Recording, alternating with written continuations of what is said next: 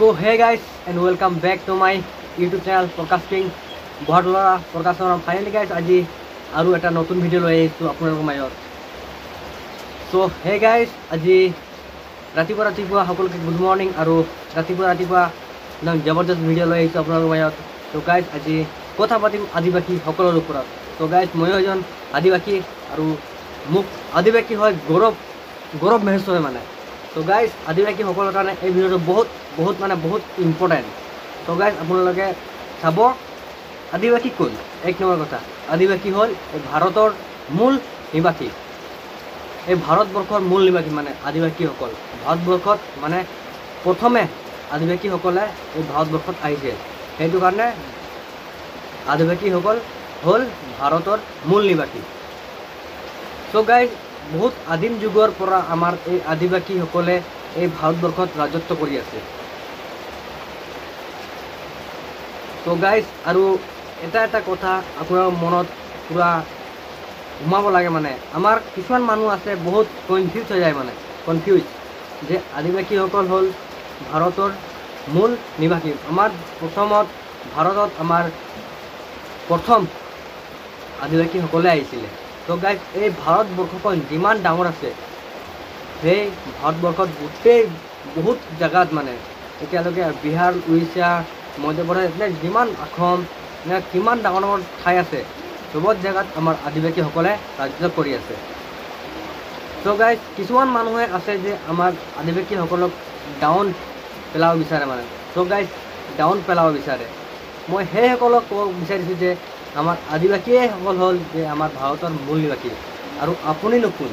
So guys, আদিবাসীসকল কিমান বছৰৰ পৰা এই ভাৰতবৰ্ষত ৰাজত্ব কৰি আছে, যে মানে আদিম যুগৰ পৰা। আপোনালোকক কি ক'ম, আদিম যুগৰ পৰা আমাৰ আদিবাসীসকলে এই ভাৰতবৰ্ষত ৰাজত্ব কৰি আছে। So guys, আৰু এতিয়া আমাৰ বৰ্তমান ৰাষ্ট্ৰপতি, আমাৰ ভাৰতবৰ্ষৰ ৰাষ্ট্ৰপতি যিহেতু দ্ৰৌপদী মুৰ্মু, বৰ্তমান সিও এজন আমাৰ আদিবাসী। So guys, কিছুমান মানুহে এনেকৈ আছে আমাক চাই পিনি জ্বলাই মানে। So guys, মই এইটোৱে ক'ব বিচাৰিছোঁ যে আমাৰ আদিবাসীসকলে আৰু আগবাঢ়ি যাওক, মানে আৰু আগবাঢ়ি যাব লাগে মোৰ মতে মানে। So guys, কিছুমান আমাৰ এতিয়া মই অসমৰ হয়। So hey guys, মই আজি আৰু এটা নতুন ভিডিঅ' লৈ যে মই যিহেতু এইটো ক'ব বিচাৰিছোঁ যে আমাৰ আদিবাসীসকল হ'ল এই ভাৰতৰ মূল নিবাসী। আৰু গাইজ, আমাৰ যিহেতু অসমত আদিবাসীসকল বহুত আছে, আমাৰ আদিবাসীসকল হ'ল কি যে আমাৰ আদিবাসীসকলে বাগানত কাম কৰে, যিহেতু এহেঁতক চাহ মজদুৰ বুলি কৈ দিয়ে। So guys, এহেঁতি চাহ মজদুৰ নহয়। So guys, এহেঁতি আদিবাসী মানুহ।